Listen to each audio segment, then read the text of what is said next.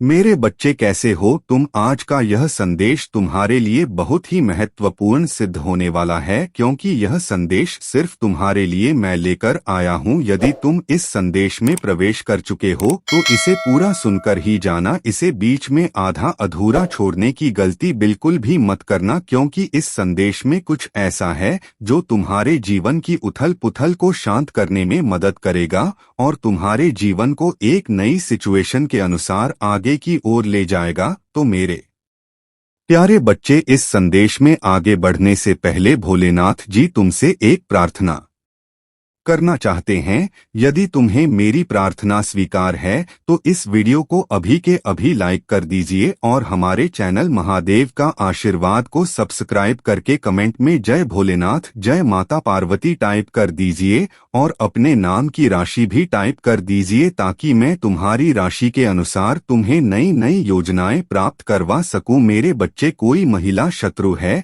जो यह संदेश तुम तक पहुंचने के लिए रोक लगा रही है। वह यह चाहती है कि यह संदेश तुम तक ना पहुंचे। इसके लिए उसने मुझसे कई बार प्रार्थना की है, मेरे मंदिर में आई है और हाथ जोड़कर घंटों बैठी रही है। बैठकर उसने मुझसे बहुत बड़ी प्रार्थना की है। हे परमपिता महादेव जी, मैं जो कह रही हूँ मेरी बात को मानो और इस संदेश को मेरे उस शत्रु तक पहुँचने बिल्कुल भी मत दो। इसके लिए मैं आपको बहुत सारी मिठाइयाँ चढ़ाऊँ। तो मेरे प्यारे बच्चे, मैंने उसकी बात को स्वीकार नहीं किया, क्योंकि उसकी जो मनसा थी मुझे पहले से ही मालूम हो गई थी। मैं उसकी सोच को, उसकी थॉट को भली भांति समझ रहा था कि वह यह संदेश तुम्हारे लिए क्यों रोक रही थी, वह तुम्हारे साथ क्या करना चाहती थी। सारी चीजों को मैंने अपने मस्तिष्क में एक स्टॉक में इकट्ठा कर लिया था कि यह महिला क्या चाहती है या मेरे भक्ति के लिए अपने मन में कैसे कैसे सोच रखती है। यह मेरे भक्त को बर्बाद करना चाहती है, क्योंकि उसने जो ऐसा मुझसे प्रश्न किया तो मैं उसकी बात से भली भांति पहले से ही समझ गया। यदि मैं उसकी बात मान जाता और तुम तक यह संदेश ना पहुंचाता तो तुम्हारा बहुत भारी नुकसान हो जाता। तुम एक ऐसी सिचुएशन में फंस जाते जहां से तुम्हें बाहर निकलना बहुत कठिन हो जाता। तो मेरे प्यारे बच्चे, इसीलिए मैं तुमसे कह रहा हूं कि इस संदेश में जो रुकावटें उत्पन्न न हो रही है उसे दूर करो, इसे स्वीकार करो और इस संदेश में प्रवेश करते हुए इस संदेश को पूरा सुनो, क्योंकि मैंने इस संदेश को तुम्हारे लिए बहुत विस्तार पूर्वक बनाया है। मुझे निर्माण करने में इसके लिए बहुत समय लगा है। मैंने बहुत कुछ तुम्हारे जीवन काल के बारे में और तुम्हारे शत्रुओं के बारे में ऐसी ऐसी चीजों को इकट्ठा किया है जिसे जानकर तुम चौंक जाओगे और पैरों तले से जमीन खिसक जाएगी। मेरे बच्चे, इस संदेश को स्वीकार करते हुए आगे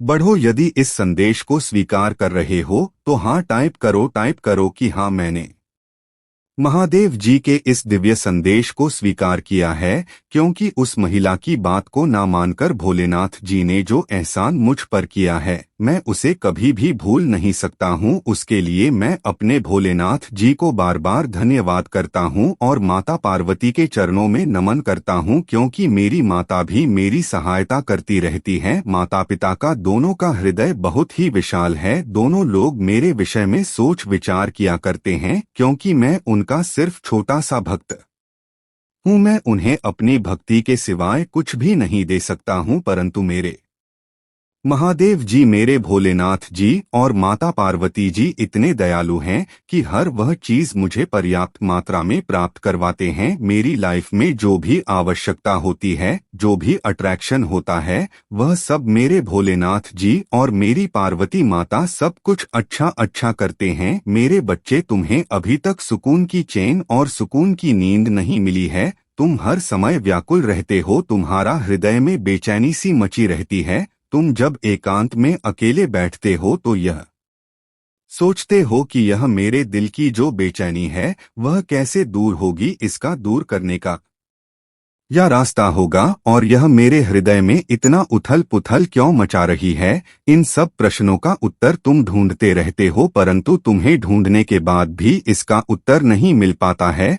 फिर तुम रात भर सोचने में व्यतीत को ही आप मेरे अंक 555 को टाइप करेंगे, वैसे ही मेरी विचित्र शक्तियां तुम्हारे घर में इस प्रकार से प्रवेश करने लगेंगी कि तुम्हारे घर का जितनी भी नेगेटिव ऊर्जा है, जितना भी नेगेटिव सोच है और जितने भी नेगेटिव लोग तुम्हारे पीछे लगे होंगे, वह सब क्षण भर में इधर उधर भागने लगेंगे। उन्हें भगाने के लिए रास्ता नहीं मिलेगा। वह मेरी शक्तियां उन्हें इस प्रकार से भगा भगा कर मारेंगे कि दोबारा वह तुम्हारे घर में किसी भी तरीके से प्रवेश करने की कोशिश और मनसा अपने मन में नहीं प्रकट करेंगे। तो मेरे बच्चे दावा करने के लिए हाँ टाइप करें, 3 बार हाँ टाइप करें और मुझ भोलेनाथ महादेव जी का नाम टाइप करें और अपनी माता का स्मरण करें और कहे कि है शिव शंभु है, माता पार्वती, मेरे जीवन में जितने भी गुप्त शत्रु हैं, जितने भी ओपन शत्रु हैं और जो मेरे रिश्तेदार हैं, जो मेरे सगे संबंधी हैं, उन सभी का अपने अनुसार भला करो। मैं किसी का अहित नहीं चाहता हूँ, परंतु मेरे प्रभु मैं उन लोगों के लिए यह कहना चाहूँगा जो मुझे बहुत ज्यादा परेशान करते हैं और आगे करने के लिए सोच रहे हैं। मेरे बच्चे, वह जो महिला है उसने अपने जीवन में कभी भी अच्छे कर्म नहीं किया है, सदैव दूसरे को परेशान और दूसरे की खुशी छीन लेने का प्रयास किया है। क्योंकि मेरे बच्चे, वह महिला बहुत ही निर्दय स्वभाव की है, उसके मन में दया नाम की चीज नहीं है। उसने पहले भी कई बार तुम्हारे बारे में मेरे से बातचीत की। वह प्रत्येक दिन में मेरे पास आती है, मेरे मंदिर में आती है और मेरी पूजा भी करती है, परंतु उसके मन में जो धर्म और छल है, उसकी वजह से मैं उसकी पूजा को स्वीकार नहीं करता हूँ। क्योंकि जो मेरे अन्य भक्त है, जो कि तुम हो, उसने तुम्हारे लिए ही इतनी बड़ी सोच और इतना बड़ा षड्यंत्र अपने मन में कैसे प्रकट कर लिया है, यह तो कोई बात नहीं हुई। मेरे बच्चे, जितने भी शिव भक्त हैं, आपस में भाईचारा और अच्छा रिश्ता रखकर रहना चाहिए। जो भी शिव भक्त एक दूसरे के प्रति अपने मन में ईर्ष्या द्वेष रखता है, उसके ऊपर भगवान शिव कभी भी प्रसन्न नहीं होते हैं, सदैव उस पर उनका क्रोध बरसता है। वह आशीर्वाद के पात्र कभी भी नहीं होते हैं। तुम अपने अंदर चाहे जितनी भक्ति कर लो, चाहे जितनी बार मेरे मंदिर, मेरे धाम, मेरे दरबार आ जाए, उनका कुछ भी नहीं होने वाला है। मैं उनका कल्याण कदापि नहीं करूंगा, क्योंकि अपने मन में गंदे विचार रखने वाले, दूसरों को परेशान करने वाले और एक दूसरे को परेशान करने वाले व्यक्ति हमेशा धर्म की श्रेणी में आते हैं, और जो भी अधर्म की श्रेणी में आता है, वह शिव का प्यार तो कदापि नहीं हो सकता है। जो सत्यवादी, अहिंसा के, दयालु, करुणामय और सदैव दूसरों का हित करने वाला होता है, वही मुझ भोलेनाथ जी का सबसे प्रिय भक्त होता है। तो मेरे प्यारे बच्चे, एक तुम ही हो मेरे प्रिय भक्त, जो मेरी इन सभी बातों का पालन करते हैं। कभी भी अपने अंदर ऐसी नेगेटिव सोच नहीं रखते हो और ना ही किसी का बुरा चाहते हो, सदैव सभी को प्यार देते और प्यार से बातें करते हो, सभी के पास बैठते हो, सभी को अपना मानते हो, सभी से अच्छे संबंध बनाकर रखते हो। किसी से आज तक तुमसे लड़ाई झगड़ा वाद विवाद नहीं हुआ है। तुम अपने स्थान पर बहुत सही और बहुत अच्छे नेक दिल इंसान हो, परंतु कुछ ऐसे लोग ही हैं जो तुमसे झगड़ते रहते हैं और तुम्हारी हर उस योग को देखते रहते हैं जो कि तुम्हारे अंदर ना होते हुए भी तुम्हारे अंदर निकाल देते हैं। परंतु मेरे बच्चे, तुम चिंता बिल्कुल भी मत करो। उनके कहने और उनकी कमियां निकालने से तुम्हारा कोई भी अहित नहीं हो सकता है, क्योंकि जब तुम्हारे साथ तुम्हारे भोलेनाथ जी खड़े हैं तो तुम्हें डर किस बात की है। बस तुम्हें अपने मन में मेरी छवि को बस कर रखना है और मुझे अपना इष्ट मान कर रखना है। जब तुम किसी सिचुएशन में फंस जाते हो तो तुम मुझ भोलेनाथ को याद कर लेना। जैसे ही तुम मुझे याद करोगे, वैसे ही मैं और तुम्हारी माता स्वयं तुम्हारे पास उपस्थित हो जाएंगे और तुम्हारे सभी सुरक्षा को सुचारू रूप से देखने लगेंगे। और जो लोग तुम्हें पीड़ा दे रहे होंगे, वे शीघ्र अतिशीघ्र तुम्हें छोड़कर भाग जाएंगे। यह कलयुग रूपी संसार है, यहाँ पर लोगों को समझाना लोगों को सिखाना बहुत ही मुश्किल है क्योंकि मेरे बच्चे, मैंने देखा है कुछ लोग हैं जो मेरी बातों को सुन तो लेते हैं, सुनने के बाद में वे जैसे ही मुझसे थोड़ी दूरी बनाते हैं वैसे सब कुछ भूल जाते हैं कि मेरे महादेव जी ने क्या कहा था, कैसे क्या करना है, कैसे कहाँ आना और जाना है। सब कुछ भूलकर वे फिर अपनी मस्ती में मत हो जाते हैं। मेरे बच्चे, जब तुम अपनी मस्ती में मत हो जाओगे तो तुम अपने आप को भगवान शिव का भक्ति क्यों कहते हो कि मैं भगवान शिव का भक्त हूँ। मेरा भक्त बनने के लिए योग्यता भी आवश्यक है। योग्यता का मतलब यह है कि तुम अपने दिल को साफ रखो, अपने मन को साफ रखो, अपने मन की भावनाओं को साफ रखो और सदैव सत्य बोलो। एक दूसरे का साथ दो, एक दूसरे की हेल्प करो, एक दूसरे को अपने साथ लेकर चलो और एक दूसरे की जहां तक हो सके सहायता करो। वह चाहे पैसों से लेकर हो या सहयोग से हो, यह किसी भी तरीके से हो, तभी तुम एक सच्चे महान शिव भक्त कहलाओगे। मेरे बच्चे, यदि तुम्हें अपने महादेव जी की बातों पर विश्वास है और अपनी माता पर विश्वास है तो हाँ टाइप करें कि भोलेनाथ जी ने जो भी आज कुछ बताया है वह सब मेरे जीवन और मेरे शत्रु के जीवन से संबंधित बातें हैं। यह बातें मुझे अभी तक मालूम नहीं थी और ना मैं इन सब बातों के बारे में सोच रहा था क्योंकि मैं तो सिर्फ अपने काम पर ध्यान दे रहा था। यह सब बातें मेरे साथ मेरे पीठ पीछे हो रही हैं, यह सब मुझे ज्ञात नहीं था क्योंकि ना मैं किसी का बुरा चाहता हूं तो मैं यह भी सोचता हूं कि मेरा भी कोई बुरा नहीं चाहेगा। इसलिए आज मेरे भोलेनाथ जी ने मेरे उस सत्य को प्रस्तुत किया है जिससे मैं अनजान था। उन्होंने ऐसा कर मेरे साथ बहुत बड़ा एहसान किया है, उसके लिए मैं अपने भोलेनाथ जी को बार बार धन्यवाद करता हूँ और अपनी माता जी का चरण स्पर्श करता हूँ। आज के बाद मैं अपनी लाइफ में जो भी करूंगा वह सब सही ढंग से और विचार करके करूंगा क्योंकि यदि मैं विचार नहीं करूंगा तो मेरे जो गुप्त शत्रु हैं वे अपनी योजनाओं को इस प्रकार से फैलाए और मुझे अपने जाल में फंसा लेंगे और जब मैं उनको जाल में फंसा लूंगा तो वह मेरा बहुत नुकसान कर देंगे, मेरा बना बनाया काम बिगाड़ देंगे, मेरे रिश्तों को खराब करने का प्रयास करेंगे। मेरे बच्चे, तुम्हारे महादेव जी और तुम्हारी माता जी तुम्हारे लिए सदैव हितकर और फायदेमंद आशीर्वाद से भरा हुआ चमत्कार प्रस्तुत करते हैं क्योंकि यदि तुम मेरे चमत्कारों और आशीर्वाद के पात्र रहे हो तो तुम्हें यह तो मालूम ही होगा कि महादेव जी का आशीर्वाद चमत्कार की तरह इस प्रकार से बरसता है कि उसके लिए हर चीज छोटी पड़ जाती है। कहने का मतलब है कि महादेव जी जब भी देते हैं तो छप्पर फाड़ कर देते हैं। तुम्हारी झोली छोटी पड़ जाएगी और तुम्हारे पास इतने पर्याप्त साधन आ जाओगे, यहाँ तुम्हें कुछ और करने की जरूरत ही नहीं पड़ेगी क्योंकि महादेव जी सदैव अपने भक्तों पर अपनी करुणा और दया बरसाते रहते हैं। उन्हें कभी भी छोटा नहीं समझना चाहिए। उनकी दया से ही आज मैं यहाँ तक पहुँचा हूँ।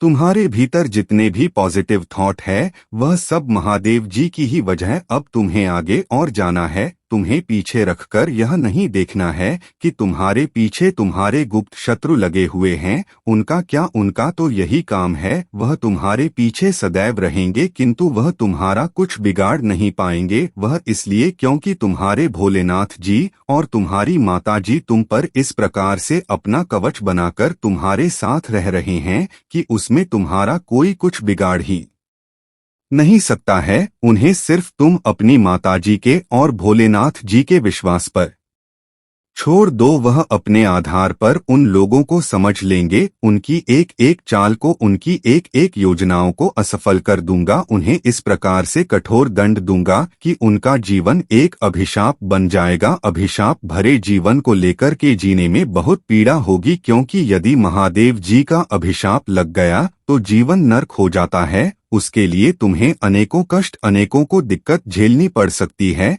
इसीलिए कहते हैं कि भगवान शिव को कभी भी रुष्ट ना करो। जब भी रुष्ट हो जाएंगे तो तुम्हारे जीवन में विनाश उत्पन्न हो सकता है। मेरे बच्चे, मुझे लगता है अब तुम तुम्हारी सिचुएशन पहले से बेहतर हो जाएगी क्योंकि मैंने जो भी सारांश तुम्हारे सामने प्रस्तुत किया है उसमें तुम्हारी सभी जीवन से जुड़ी बड़ी से बड़ी परेशानियों को समाधान समय से हुआ है। अगर तुम इन पर सही तरीके से कार्य करते हुए अपने जीवन का आकलन करोगी तो पाओगे कि भोलेनाथ जी ने तुम्हारे जीवन में बहुत भारी ट्रुथ परिवर्तन किया है। यह परिवर्तन है या ऐसा महापरिवर्तन है कि तुम्हारी एकदम से काया पलट हो जाएगी, क्योंकि आज तक तुमने अपने जीवन को अलग तरीके से चलने का प्रयास किया है। कभी तुमने यह नहीं सोचा है कि इस तरह से मेरा जीवन संकट में जा सकता है, मेरे जीवन में समस्याएं उत्पन्न हो सकती हैं और मेरे जीवन में नकारात्मक शक्ति आकर्षित हो सकती है। मेरे बच्चे, तुमने जिस तरह से एक ऐसा काम किया है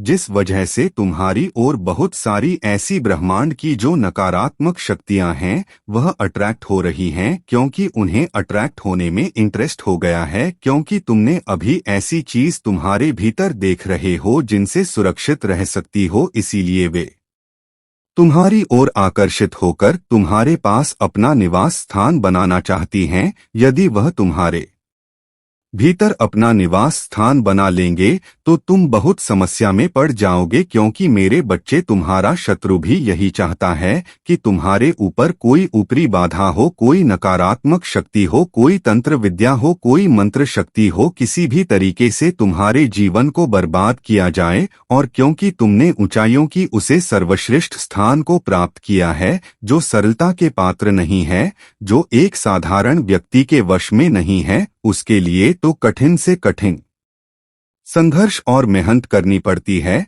जब आप अपने चारों तरफ देखते हैं तो एक अंधेरा दिखाई देता है। उस अंधेरे में तुम अकेले दिखाई देते हो और तुम्हारे आसपास कुछ और दिखाई नहीं देता है, तो तुम्हें कुछ ऐसी अद्भुत शक्तियां दिखाई देती हैं, कुछ ऐसे अद्भुत लोग दिखाई देते हैं जो तुम्हारे साथ खड़े होकर तुम्हारी तरफ देख रहे होते हैं। जब तुम अपनी आंख बंद करके देखते हो तो पूरा ब्रह्मांड तुम्हें एक खोखला दिखाई पड़ता है, सब तरफ सुनसान और सन्नाटा दिखाई देता है, परंतु फिर भी उस अंधकार रूपी माया जाल में तुम खड़े रहते हो। तुम निर्धनता के उस व्यक्ति के उदाहरण हो जो हर किसी के वश में नहीं है, किंतु जब तुम आंखें खोलकर देखते हो तो तुम्हारे चारों तरफ हरा भरा और सुनहरा संसार दिखाई देता है। तुम अचंभित हो जाते हो तो तुम सोचते हो कि मैं यह क्या देख रहा हूँ कि अनंत ब्रह्मांड में एकांत तो कभी है ही नहीं। जब समस्त ब्रह्मांड में महादेव जी के चलाए गए उन विनाशक शक्तियों का प्रभाव होता है,